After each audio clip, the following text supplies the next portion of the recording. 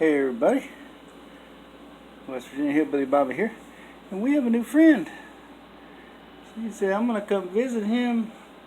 He's lonely on the weekend, and she loves cheese. Gave her some shredded cheese when she came in.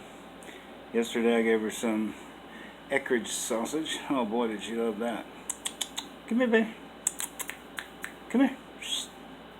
Oh, she's back eating that cheese. So, let's go over and take a look at her. I got something I want to show you guys here in a minute. Yeah, she's eating that cheese. Kitties love cheese. She's just one of the neighborhood kitties here, but I'm going to show you guys this. As you know, I like to find. I find a lot of stuff as I'm walking, but this is really interesting, and I haven't looked at it that good yet. It says it has a telephone number there, which I was going to call. It's pretty heavy here. I can get it better to the light, and let's get it over here. I was going to call this number to see if it was really legit. This rock's been painted gold, and there's some hearts there. Let's see. What does that say? Child abuse awareness. Something apartment 1. Oh boy. That's not too cool, but there aren't any apartment 1s around here. Character report. Cool. Another little find to add to the ever-growing madness here that I have in my room. But I wanted to just talk briefly about it's a sad thing, really, to talk about, but it's serious. You know, I check my, I mentioned before, I have 5 YouTube channels and about 110 videos now, and so I check them to see how they're doing and getting views, and it's creepy in a way. I made a video called Child Sex Offenses, Media Reporting, Statistics, and U.S. Society's Love of Violence. It's approaching 100 views now. But, I imagine most people, men probably, went to that because it said they were searching YouTube, and when they hit child sex, bam, it come up. Child sex offenses, they're probably thinking, oh, I might get some, footage or stories, and so I'm like, oh my goodness. But anyway, that's just what I want to talk about very briefly. YouTube, they can't do anything about this, and because these videos really don't violate community standards, but they are in very poor taste, in my opinion. I mean, and parents, they're allowing this to go on because it gets views and they get money. I saw I was going to include links, but I'm not going to feed the pedos. I'm just not going to do it. But there's one video of a young girl, probably 10, 11, Mexican girl, actually very shapely for her age, no breasts, but her body was pretty shapely, an exaggerated butt, so to speak, and it was probably exaggerated some by what she was wearing, which was a very short skirt, and she was dancing, and I guess it seems like this is a very popular Mexican dance where the girls basically just shake their butt. It's a take on twerking. But they go down to the ground and grind, and this girl, anyway, that video has 2.2 million views, and I could go on about this, but because there's some that have girls that aren't really doing anything, except dressed up in something erotic, sexy. Mostly it's t-shirt and panties. Some girls wear leggings that kind of imitate the stockings look, and And, you know, YouTube, I don't know who decides to put the thumbnail image or photo onto a video, but it's always something erotic, girl with her legs spread wide open. And, you know, it's really sad, man. And, you know, there are others on there, like girls eating bananas or cucumbers or licking ice cream cones or lollipops. And, you know, what's really sad about that shit is real popular, man.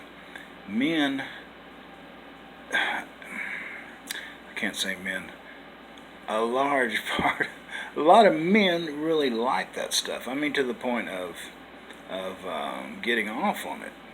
And, you know, I was reading an article when I was doing my child sex offense video, and it was talking about pedophilia.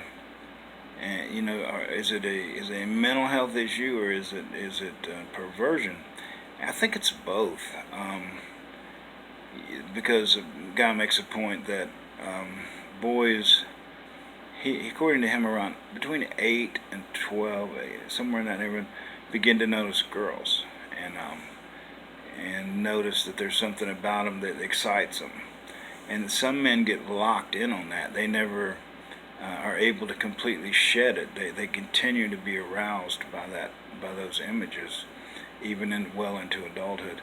Most never do anything and never act on it, which is great. But enough about that. You know, this thing here, like I said, I want to check and see if the number is legitimate, because the idea has been with me a long time, and you know, it may exist. I don't know. I'm gonna have to check and see, because if it doesn't, I would like to check and see how to get it going. You know, it's not gonna make me any money. That's not my motive. But you know, they have this child abuse hotline. They have suicide hotlines, runaways. Just, you know, there's a great deal of hotlines out there. So, you know, why not have a hotline for men who feel like they're about ready to commit a sex offense? You know, whether it's against a woman or a child. Why not have somewhere they can call and say, hey, I'm having these feelings and these urges and I need help. And you know, that's the idea. I haven't fleshed it out because it's not something I really like to think about that much. But I'm wondering, okay, what kind of help could they be given? First off, they haven't committed a crime yet. It's not against the law to think about these bad things, but or even write about them. You know, it's child erotica is all over the place, literature that is, and but why not have a number they could call, and you know, and maybe set up a little contract type deals with local medical professionals, mental health professionals in every city, or at least every major city, that would be paid a fee, not an astronomical fee, for consulting with this person. Because a lot of these men, they're not, you know, guys out of the gutter. They're professionals. They're school teachers, firemen, judges, lawyers, and they probably have their own insurance. But just getting them in. Matter of fact, that would be a reason for a mental health provider to have a free consultation. But any way it goes, get hey baby, get a line going where people can reach out, because I'd like to think it would really do something. I mean, if you just kept one child from being traumatized by abuse, I mean, you would have really, you basically would have saved a life. So, alright, that's really all I had to say on that. Kitty. Kitty. Come here, baby. Come here. Come here. Come here. Come here. Come here. Come on. Come on. Come on. Come on. She's still shy. Come on, baby. Come on. Come here. Come here. Aww. They just hang around here at this complex where I live. There was a whole bunch of babies, and the apartment manager had to take them to the shelter. She said she didn't really want to, you know, but comes a time when, you know, you got to make the rough choices. Got to make the, you know, because they'll just be wild and continue to multiply, and you know that's just not a good thing. There's too many strays in the world today as it is. Oh, what? You want to play with the fringe on this? On here? You want to play with the fringe on this? Huh? You want to play with the fringe? All right. Okay, guys. I will bid you farewell this time, and her video is coming up. I just haven't researched it yet because I'm doing other things. So, alright guys, take care.